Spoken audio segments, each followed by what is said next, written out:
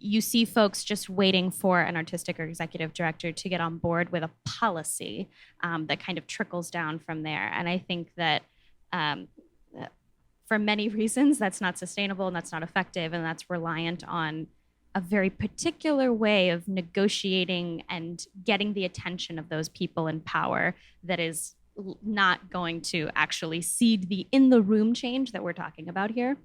And so I'm really excited for people to feel more empowered to understand that art shouldn't come at this human cost. It's just, that's not what it's not worth that. In terms of like what I think the challenges are, I think there's a merciless gig economy that you're talking about, which has like twofold implication, right? You have on the one hand, it's such a small community, you need to get work, and because it's gig based, you like can't. Their values are how they operate, right? It's different in every institution, which is totally the right way. I'm not advocating for like socialized sexual harassment policy within theater per se, but that's what that means too. It means every room, every organization, make anyone mad feels very distinct, and making the time to educate people on that is a challenge. But I also think we talk so much about values in theater, but we don't often lead with them.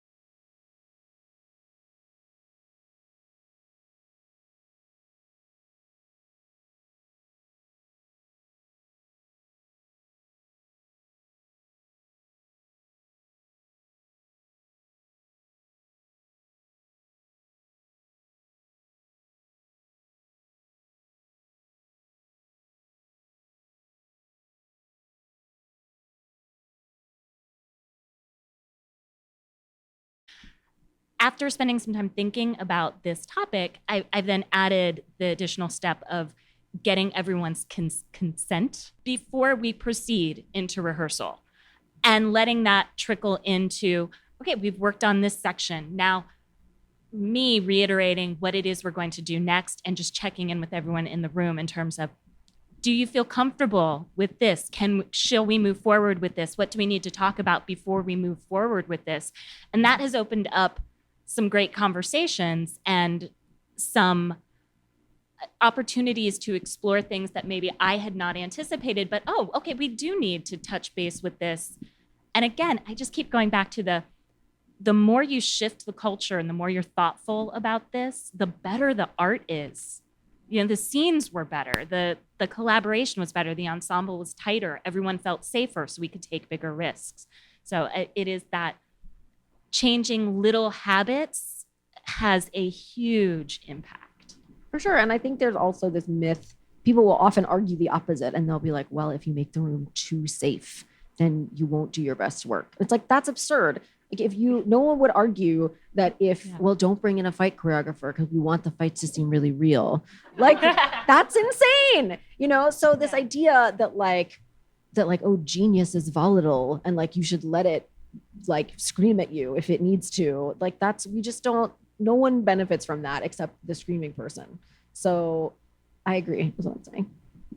I just, when you were talking about men, the other thing I wanted to say was that in an audition space, there was a scene that I was in with the director of an artistic company, and the scene called for a kiss.